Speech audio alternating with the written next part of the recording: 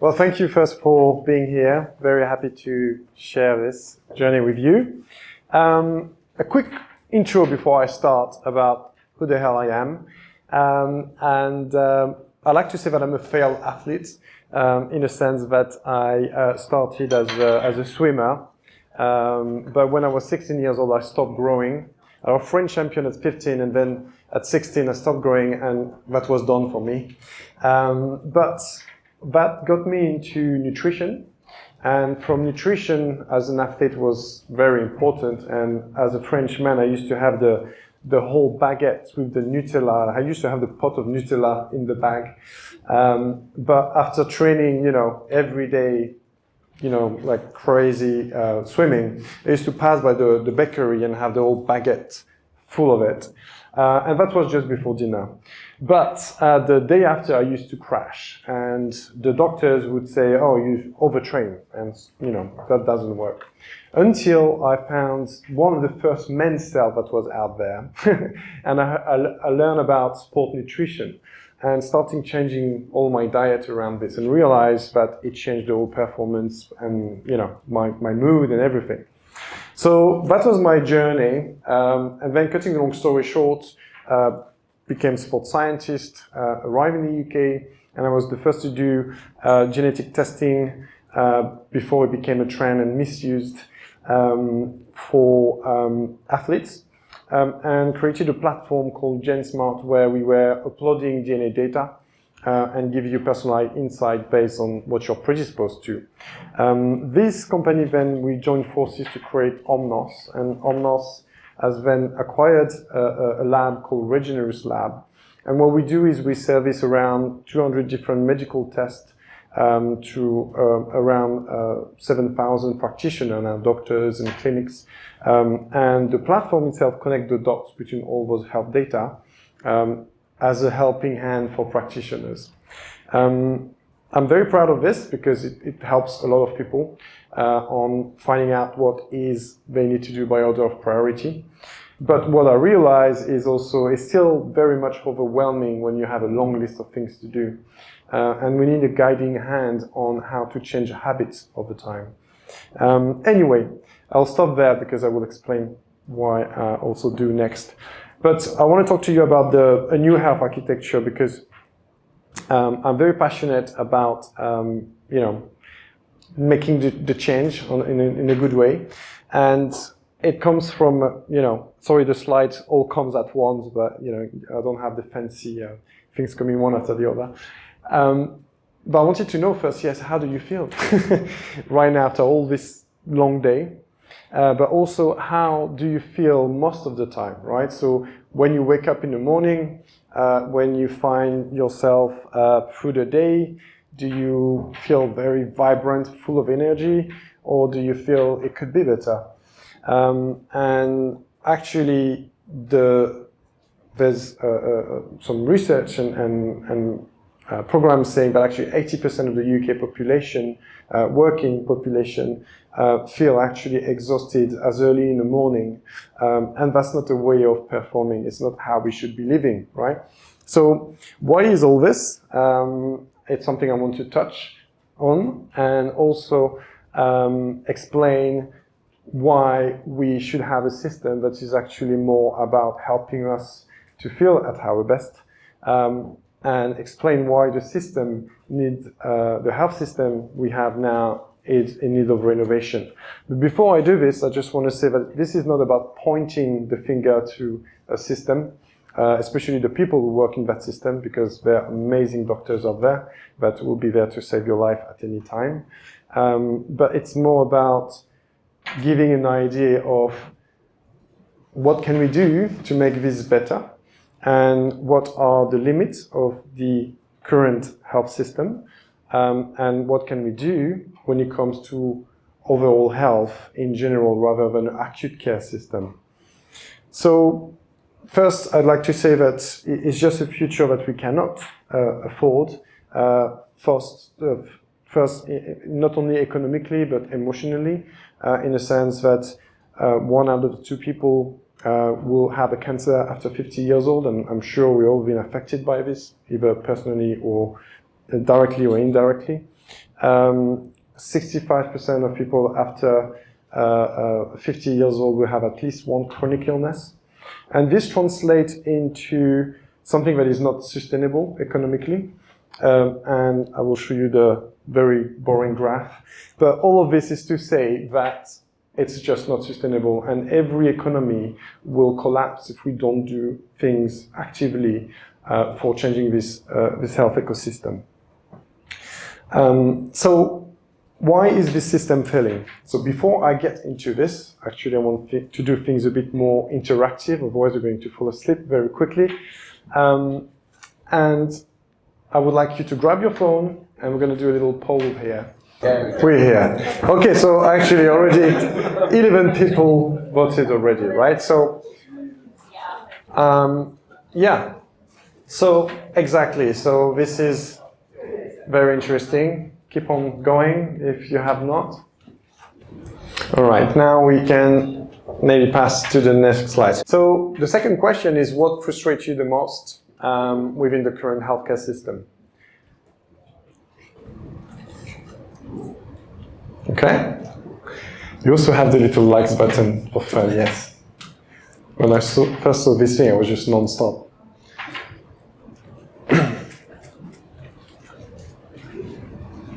Okay, interesting. My own health, yeah, there's a little typo. Okay. Let's move on, next one. Cool. Last minute voters. Yeah. So, true or false? 90% of age-related diseases are preventable.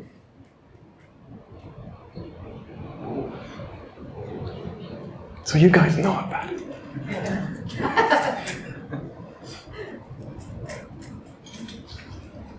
Okay, very good. I like how the easy question just go like. Good. Okay. So now, is that part of, yeah, this last question, and then we go back into me talking and you can relax. Interesting. Okay. Perfect. Let's move on. I think we need to go back to the slide now. So yeah, this is what we're going to talk about, right? So going back into the slides, if they come up.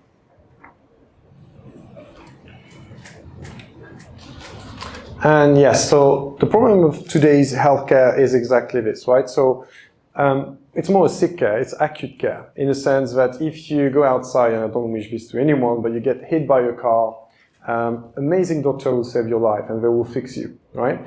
But if you go there, let's say you have symptoms like chronic anxiety, you get gut issues, you're just tired, and you don't know, you might have at best get a blood test, but if the blood tests come back within what we call standard ranges, mean you are not sick in a state of breaking down, you are the picture of health, but you still feel like shit, right? So the reality is we have a very much acute care system, and it's not about promoting your health for you to thrive on an everyday basis. And it is the first point that we need to realize.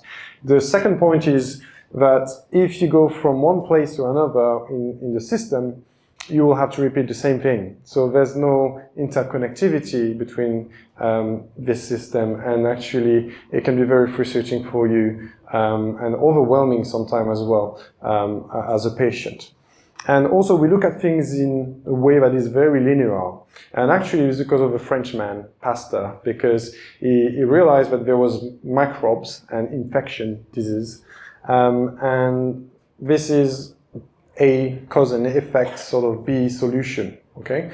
But when it comes to the disease of today and the 4 big killers, being cardiovascular disease, dementia, cancer, all those things are more multifactorial, and they sometimes takes over a decade to develop. So it's also very important to understand. Now, you also tend to go into within a system where you are being taken care into a box. So I was hyperactive. That's why I started swimming. But the first doctor that my parents went to see after I got kicked out of the school because I could not sit down. I was 8 years old and I was already being recommended quite heavy-duty medicine. My parents, having a bit of common sense, decided not to and asked for a second opinion. And I still actually remember this doctor saying, "Oh, you just have to put it in a pool every day and make sure he reads every day, and he will get tired," which is exactly what happened. And my hyperactivity got channeled, right? So when you are in these boxes, you tend to fall into categories which are generalized, and you have not something that is personalized to you. Your context, where the way you are, your goals, your preferences. So it's very generic instead of having something that is very personalized to you. And the last point, have you noticed first that there's so many conspiracy theory, let's say, that has become true, that we are running out of conspiracy theory? So one of them is the pharma system. Let's put the number. Hill Health costs 155 billion a year to the government, but the pharma industry profits around 1.75 trillion a year in profit, right? If you look at things, so it's a system that profits of you being sick, and it's a big system, and it's a reality. So we've seen all this. It's just a recap. Right now, it is fragmented, episodic, in the sense that you will go to the doctor, things are okay, you go back again because you still feel bad, and it can be even worse over time. And so you go in this episodic series, really, until you break down, and then we have solution for you. And it's siloed data in the sense that everything remains at the same place and it doesn't communicate, maybe between your GP and the hospital, but not beyond that. And if you go one day for gut health issues, and then a year later you go about mental health issues, those things can be very much related, but they will not connect the dots between the two. So we have a system that is very reactive, disconnected, and we need innovation. And actually everybody's waking up, okay, I want solution now because the numbers are crazy, we're all being affected by it, and we need to do something about it. So what can we do? This is what we try to do. We try to actually this is a maze, by the way, we don't see it very well, but we try to get in there, but it's a bit difficult because we don't know where to start. If you're not a practitioner, and even being a practitioner sometimes can be confusing. And what is happening most of the time is you try to find your own way. So then you start going like this at 1 a.m. And obviously you don't get really the answers you need for yourself. But you're not the only one, and it's just because you don't have a system that works for you and take in consideration your own bio-individuality. So we can change this. And now I'm going to be a bit more optimistic, don't worry. So we can actually move from something that is linear to something that is more multifactorial. We can start looking at things not in a way that are in isolation. So if I give you some example, let's say your genetic, with certain genes that would tell me that you can be, yes, deficient in iron. But also, if I look at your iron, yes, you're low in iron, but a doctor will just give you the iron tablets.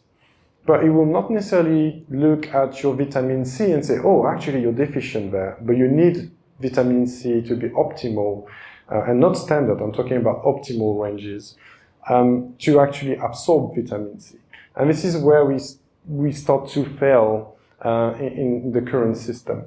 The second thing is also the interconnectivity between everything. So there's different body systems, we are very complex, and sometimes your genetic, certain genes will, let's say dementia, will predispose you to certain things. I have certain genes like ApoE4, all this sort of thing, maybe heard a few of them, but predisposed me to dementia. Unfortunately, I had a few concussions, having done some martial art back in the day. I told you I was very hyper. So that doesn't play in my favor. But because I am aware of all this, and I'm also know that if I'm deficient in certain vitamins, B12, B9, I'm quite more likely to have issue with my neurotransmitters. If I have hormone imbalances, and all of this will not play in my favor. Knowing that I already have insulin problem and having ate way too much Nutella back in the days, that doesn't help. But now I'm not doing all those things, and I have a strategy that is personalized to me, which actually prevent me to getting dementia long term, hopefully.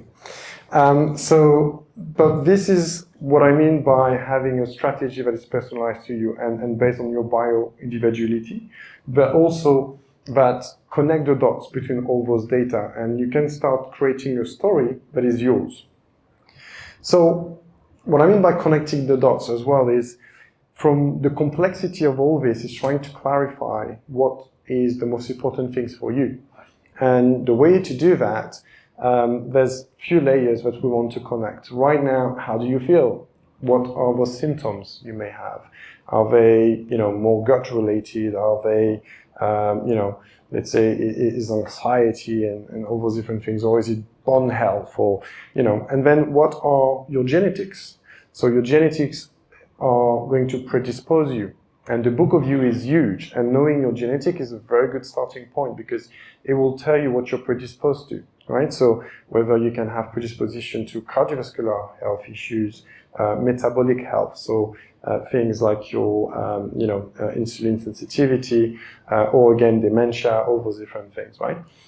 And then once you know that, you want to understand, based on those priority, where are you right now, right? So a blood sample, for example, a simple blood sample will tell you about those markers and will give you a bit of an idea. And then is about monitoring over time with certain wearables. We all of that have access to those things to improve, right? But the point is, when you have all those data, you can really start to have something that is tailored for yourself. And you can start talking about optimizing things based on your context, your lifestyle, and where you are, and most importantly, which is personalized to you. Let's go back into this. Ready? Yeah. So anyway, moving on. We don't do the question, but so how it should be. Yeah. Now we've seen what doesn't work and how it should be. Is first thing, we should democratize things in the sense that we need to make the complexity simple, and we need to make sure that everybody has access to it, right? Because right now, if you want to have something that is more of integrated health, you will have to go to Harley Street and spend a hell of a lot of money, and not necessarily getting the answers you want still. So it can be very overwhelming, financially draining, and underwhelming actually, as a result. But it needs to be decentralized in the sense that you need to be able to do those things from home. For example, with Regenerus Lab and Omnos, all those kits, test kits, are available to receive at your home. So you can do blood tests, and there's many other testing company out there, but it's coming finally. Because right now, the places where we want to do health optimization it cannot be a clinic where you break down, right? This is the type of places it should be as well. And then finally, data ownership, in the sense that your health data are very valuable, and this is why most institutions want to hold to them, because most of them will trade them. And you probably heard about 23andMe, who collapsed as a company, 23andMe being I call this karma, because this is what they were doing, right? So they sell you something, you know, you're going to have fun finding out about your DNA, but behind they're just selling those data for a lot of money to pharmaceutical. So that's a starting point. And finally is to have something that we can call this the 4P medicine, which is predictive, preventative, personalized, and participatory.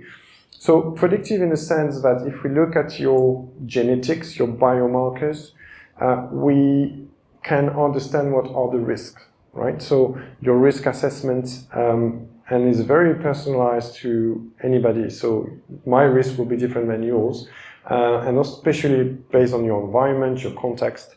Preventive, in a sense of once we know those risks, we can implement strategies that will help you to counteract all this, to try to be more proactive. It can be personalized protocols, by order of priority, for example, to rebalance, I don't know, to rebalance your gut microbiome or your hormones, this sort of thing. So that means that it's very personalized also in a sense of what do you do now? Like, are you a 55 years old woman that, you know, just want to do yoga, or are you a top athlete in your 20s? Is a very different approach. So it's not generic that way. So we need to understand your goals, your preferences, and even what you like and don't like. And finally, participatory. And this is a very good example. You guys have come here today in the common goal to do something about the recovery, and that's community. And community is very important for health, right? And it's also about you being at the center of it. Because if you right now go in the system, the healthcare system, you are a bit of a stranger. It's not democratized in the sense that you are alienated by the language. We don't really tell you exactly what it is. And you are not involved in the acute care system. So you're passive. You're being a product of it. So the way it should work really is about gathering all those things, these profiles and you know, all of your health data, lifestyle, all of those things. And now we have amazing tool like AI here that can gather all those data and actually organize it for you. And finally, you can maybe have some protocol that needs to be validated by a healthcare professional still, but you will be helped. When it comes to lifestyle, it's just personalized recommendation for you to build mini habits that will help you for the long term. But when it comes to, let's say, longevity medicine, we can have experts that will help you. And finally is to have a plan to optimize everything and for you to be in a better state, let's say. And just beyond all this, tracking and lab testing, Luke is very happy. You don't have to do this quarterly checkup, right?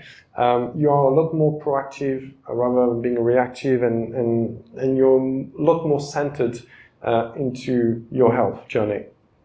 So you can predict, personalize, and we can basically tell you that maybe if you look at biological age, you've probably heard about this, but we are able now to tell you if you do this and those things, you might reduce your biological age of that much. And that is your priority. So you can have an understanding and you can participate in those challenges that you can do with others, for example, and enjoy all this. Oh yeah, this doesn't work. So now we'll move on. But yeah, what thriving really looks like really is, I will share a story of Sam. It's not the Sam we know, but Sam, 3 children, 43 years old, and has been trying to feel better for many years, and through the system and always got the same answer, and always has been about taking more iron because it was low in iron, and not realizing that it was very deficient in many other things. And after fixing all those things got a lot better for him. And that was a starting point, just a starting point, and got a lot more active in changing his lifestyle as well, because he was starting to get results in what he wanted to, closer to his goal. And I think this is the story of what we can see over time is, as soon as we are not stuck and we become a bit more proactive, it's become infectious in a good way, and the environment changes around us. And we tend to I'm dyslexic, I always want to use long words, but we tend to communicate this around us. And I think this is very important to understand once again that your journey will influence others, and it's just about starting it with something that is very personalized to you. So having your own map on how to get there. And it becomes a lot more easier when you have this clarity. But it's the clarity we don't get right now. So if you want to start about this clarity, obviously, first thing first is the fundamentals, because you should not do any of those things, testing or anything, if none of those things are in check. And, connecting with nature, because we are natural being, sleep, movement, nutrition, all those things, right? But those are the basics. And what I would love you to do next is what we should all do, because unfortunately, this will just keep you in check, but it will not necessarily be the absence of disease. It just means that you're better off. But when you look at the statistic nowadays, unfortunately, it's not the case. This is your safeguard, but it's not all of the story. So we need to have a bit more of an approach that is about, being proactive and testing regularly your blood, looking at things maybe with how things evolve, understanding what is your health journey, your priorities. This is what you should do. And then if you want to, because most people do that, it's like, wow, this is exciting, and then go into all the crazy things that will come. But first thing first is, all this, and then start looking at these things here. So yeah, and I'm not sure if this one might work, if you want to try. So this is the next step, and as I said, I build an amazing business, and my mission is really to offer real-time health optimization for everyone and accessible to anyone. And I think what we have built so far is from the lab to the practitioner, clarifying everything, make things a lot easier. And this new venture, using new technology of today, and when we say AI, it's not AI in the sense of ChatGPT, it's a lot more than this, I can reassure you. But we are building something that will be non-invasive in the sense that you're in charge. It's not about something that will, pester you with notification every 2 minutes, drink water now. It's more about telling you, with your reference and your goals and your preferences, what you should be doing. And at the same time, having the luxury of being monitored by a network of doctors, but only on the background, and only when things start to, through what we call machine learning and MLM, looking at things that goes in the wrong trajectory and actually starting going in the red, we want you to do this. And you can participate to do this with others, which are already in this, let's say, having a glucose monitor or this sort of thing, and educate you about building those mini habits that counts for you, right? So this is what we're doing. So if you want to join the waiting list, feel free. Yeah, that's all. That was me.